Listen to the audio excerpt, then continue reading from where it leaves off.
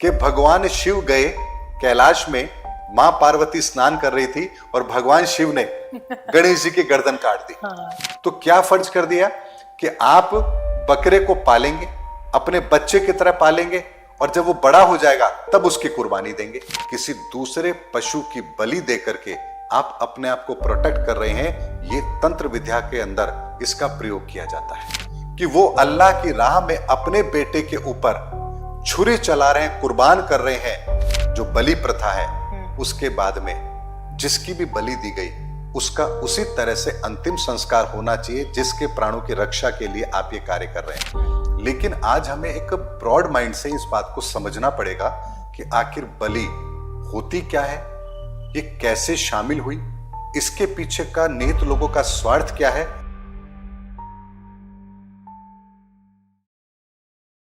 लेकिन हम जिस दुनिया में रहते हैं वहां पे एक और बात है और एक और प्रैक्टिस है जो लोग करते हैं, जिसको हम कहते हैं बलि प्रथा।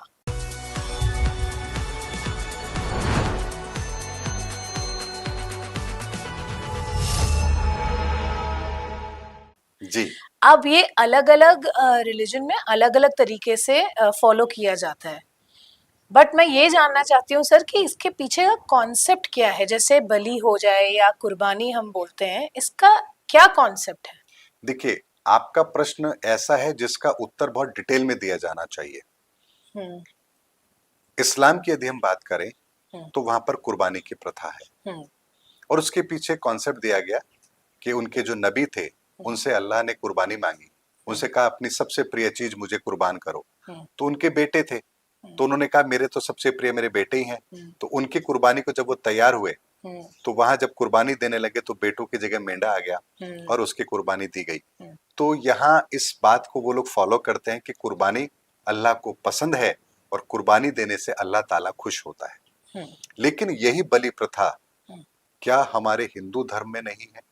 क्या माँ दुर्गा को बलि देना क्या ये प्रथा नहीं है? आज भी ऐसे बहुत सारे गांव होंगे या ऐसे मंदिर है जहां पर पशु बलि दी जाती है। ऐसे बहुत से कबीले हैं जहां पशु बलि दी जाती है।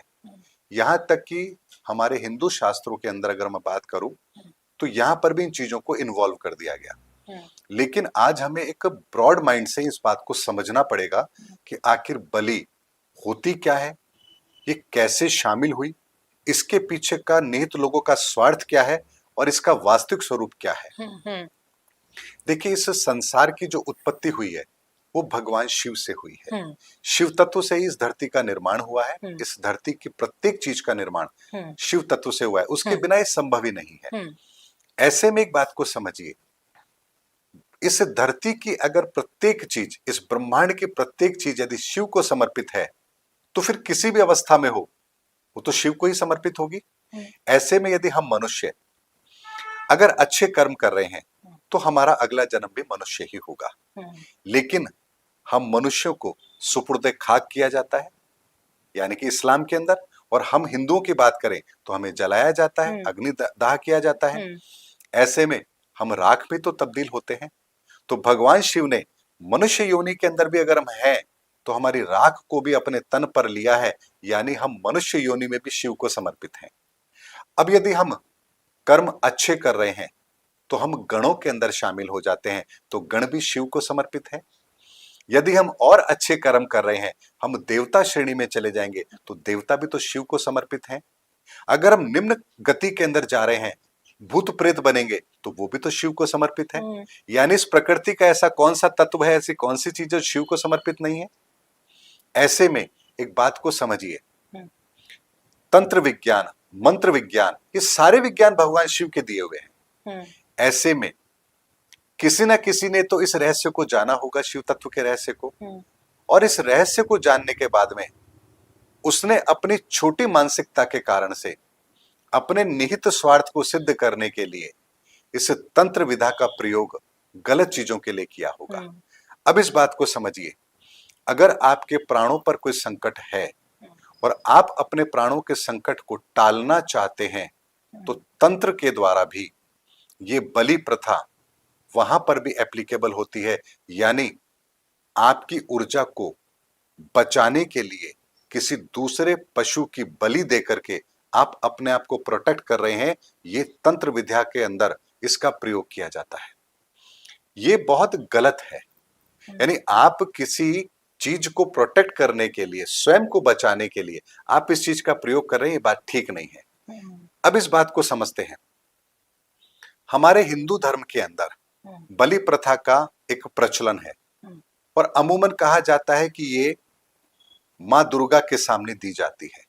लेकिन देते कौन थे? इसके पीछे भी एक कॉन्सेप्ट आपको मिलेगा कि जब राजा लोग किसी युद्ध के अंदर जाते थे तो मां को प्रसन्न करने के लिए बलि देते थे। वास्तविकता यह है कि यहां पर भी तंत्र विद्या का प्रयोग हो रहा है। यानी राजा युद्ध में जा रहे हैं, राजा युद्ध में जा रहे हैं तो प्राणों पर संकट है, प्राणों पर संकट है, उस प्राणों के संकट को टालना है। तो वहां पर उस समय पर जो लोग भी विद्वान होते थे इस तंत्र विद्या का प्रयोग करते थे। मां काली जो होती है वो तंत्र की साधक है, यानी कि तंत्र साधना अगर आपको करनी है तो मां काली की शरण में आपको जाना पड़ेगा। तो मां काली के सामने वो इस विधा का प्रयोग करते हैं। पशु बलि दी और झटके से दी, यानी कि रण में आप जा रहे हैं तो आपका वध कैसे होगा? हलाली से होगा? नहीं, या तो तलवार चलेगी और सीधी गर्दन आपकी बाहर है। तो यहां उसी तरीके को अपना करके पशु बलि को यहां दिया गया झटके के साथ में। और अब पशु की बलि जो दी गई है उस चेतना को देकर के उस राजा के प्राणों पर आए हुए संकट को यहां बचाने का एक प्रयास किया जा रहा है, जो ठीक नहीं है। मैं स्पष्ट कह रहा हूं, ये ठीक नहीं है। यहां अपने तंत्र विद्या का प्रयोग किया है इस कार्य के लिए।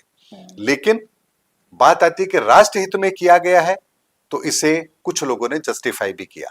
जैसे इसको ऐसे समझिए कि अगर कोई व्यक्ति अपने स्वार्थ के लिए किसी का वध कर दे, किसी की हत्या कर दे तो ये जुर्म है। लेकिन वही व्यक्ति यदि फौज के अंदर है, बॉर्डर पर है और दुश्मन सैनिक की हत्या कर रहा है तो यहां उसे सजा नहीं दी जा रही है, यहां उसे इनाम दिया जा रहा है। तो यहां चूंकि उसका ये जो प्रयोजन है ये स्वार्थ सिद्धि के लिए नहीं है, देश हित में है, इसीलिए उसको जस्टिफाई कर दिया गया। ठीक इसी तरह से अगर राजा जा रहा है युद्ध के अंदर और अपने राज्य की सुरक्षा के लिए जा रहा है और उसके प्राणों पर संकट है तो इस कार्य को करके उसके प्राणों पर आए हुए संकट को बचाने का एक प्रयास किया जाता था। इसीलिए हमारे यहाँ पर झटके के साथ बलि देने की प्रथा को शामिल कर दिया गया। अब इस बात को कुछ लोगों ने अपने तंत्र विद्या का प्रयोग अपने तरीके से करने के लिए, इसको जस्टिफाई करने के लिए उन्होंने यहाँ पर एक नैरेटिव डाल दिया और वो कहानी हमारे शास्त्रों में लिख दी जो सच नहीं है। कौन सी कहानी? कि भगवान शिव गए कैलाश में, मां पार्वती स्नान कर रही थी और भगवान शिव ने गणेश जी की गर्दन काट दी। ठीक है। और फिर देखिए यहाँ पर क्या नैरेटिव और डाला गया कि एक हथनी थी, सो रही थी, उसके पास बच्चा था, हाथी की गर्दन काट के लाई गई और गणेश जी पर लगा दी गई। यानी वही हाथी की बलि दी गई, हथनी के बच्चे की बलि दी गई और यहां जीवित किसको किया गया? गणेश जी को। यानी हमारी ये जो बलि प्रथा है ये सब बिल्कुल शास्त्र सम्मत है। इस बात को समझाने के लिए ये झूठी कहानी भगवान गणपति की हमारे शास्त्रों में डाल दी गई, जबकि वास्तव में ऐसा नहीं है। बेशक तंत्र विधा भगवान शिव का दिया हुआ है, मां काली को समर्पित है, लेकिन ये सिर्फ और सिर्फ परमार्थ के लिए है, स्वार्थ के लिए नहीं है। ऐसे में बलि प्रथा हमारे यहाँ रही। अब बात आते हैं इस्लाम के अंदर भी है ये प्रथा। इस्लाम के अंदर प्रथा कब से शुरू हुई? जब नबी को ये आदेश हुआ कि तुम्हारी अजीज चीज मुझे दो, तो यहां उन्होंने अपने बेटों की कुर्बानी की बात की। जब बेटों की कुर्बानी होने लगी तो वहां मेंढे आ गए, मेंढे आ गए, उनके बच्चे सुरक्षित हो गए। तो यहां पर भी क्या नैरेटिव लगा कि अगर हम अपने जीवन में अल्लाह को पाना चाहते हैं, उसकी रहमत को पाना चाहते हैं, तो हमें भी अपनी अजीज चीज की कुर्बानी देनी चाहिए। अब अजीज चीज क्या होगी? अगर आप अपने बेटे की कुर्बानी देंगे तो कानून के विरुद्ध है, आप अपने ही बेटे की हत्या के दोषी कहलाएंगे। तो क्या फर्ज कर दिया कि आप बकरे को पालेंगे, अपने बच्चे की तरह पालेंगे और जब वो बड़ा हो जाएगा तब उसकी कुर्बानी देंगे। लेकिन एक बात को समझिए, वहां अल्लाह ने उनसे कुर्बानी मांगी थी, ये उनकी परीक्षा की घड़ी थी, क्योंकि इस धर्म के रास्ते पर जो भी चलता है ईश्वर उसकी नियत की परीक्षा जरूर लेता है। और उसके सामने वो परिस्थितियां जरूर आती है जहां उसे अपनी उस नीयत का परिचय देना पड़ता है कि उसकी भावना पवित्र है या स्वार्थ है। तो यहां नबी ने अपनी नेक भावना का परिचय दिया कि मेरी भावना पवित्र है, मैं ईश्वर की राह में सब कुछ कुर्बान कर सकता हूं। तो उस आइडियोलॉजी को तो इन्होंने लिया, लेकिन वहां पर कुर्बानी दी गई, यानी कि आप अपने ही बच्चे की हत्या कैसे करेंगे। तो यहां उन्होंने कलमा पढ़ा और छुरी चलाते गए अपने बेटे को वो कुर्बान कर रहे हैं। इस दृश्य को समझिए, मेंढा आया वो तो बात की बात है, लेकिन इस समय पर उस दृश्य को जरा विजुलाइज करके देखिए कि वो अल्लाह की राह में अपने बेटे के ऊपर छुरी चला रहे हैं, कुर्बान कर रहे हैं। तो इतना कठोर हृदय तो किसी का नहीं हो सकता कि वो झटके से अपने बेटे की गर्दन काट देगा।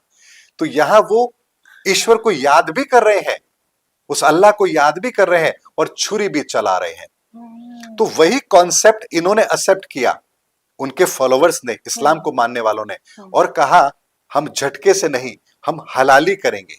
हलाली यानी कि हर चलती हुई छुरी पर हम अल्लाह को याद कर रहे हैं और अपनी अजीज चीज की कुर्बानी दे रहे हैं।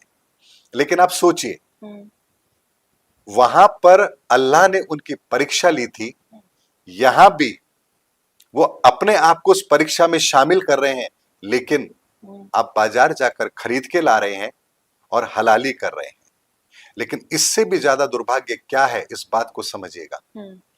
कुर्बानी के बाद में जो हम अपनी बात कर रहे हैं, जो बलि प्रथा है, उसके बाद में जिसकी भी बलि दी गई उसका उसी तरह से अंतिम संस्कार होना चाहिए जिसके प्राणों की रक्षा के लिए आप ये कार्य कर रहे हैं। यानी राजा के प्राणों की रक्षा के लिए अगर आप कार्य कर रहे हैं तो आपको उस पशु की भी उसी तरह से अंत्येष्टि करनी चाहिए, क्योंकि उस पशु ने इस राज्य के लिए एक बहुत बड़ी कुर्बानी दी है। लेकिन होता क्या है, वो तो हांडी में चढ़ जाता है, पक जाता है, भोजन बन जाता है। और वहां पर भी, इस्लाम के अंदर भी, वो कुर्बानी दी गई, अल्लाह ने कबूल कर ली। उसके बाद क्या उन्होंने उस मेंढे को पकाया था? क्या उसका भोज दिया था? लेकिन आज हम कुर्बानी के बाद उसी बकरे का स्वाद लेकर के खा रहे हैं।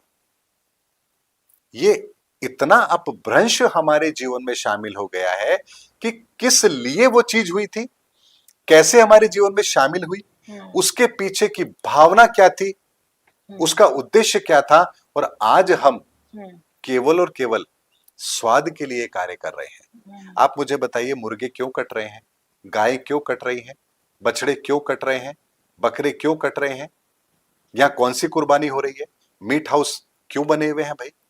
ये आप अपने स्वाद के लिए तो कर रहे हैं। तो आप देखिए कि हमने आज अपने स्वाद के लिए परंपराओं को और जो हमारे संदेश थे नबियों के, महापुरुषों के, उनको हमने किस तरह से मोड़ दिया कि आज केवल और केवल स्वाद के लिए हम ये काम कर रहे हैं।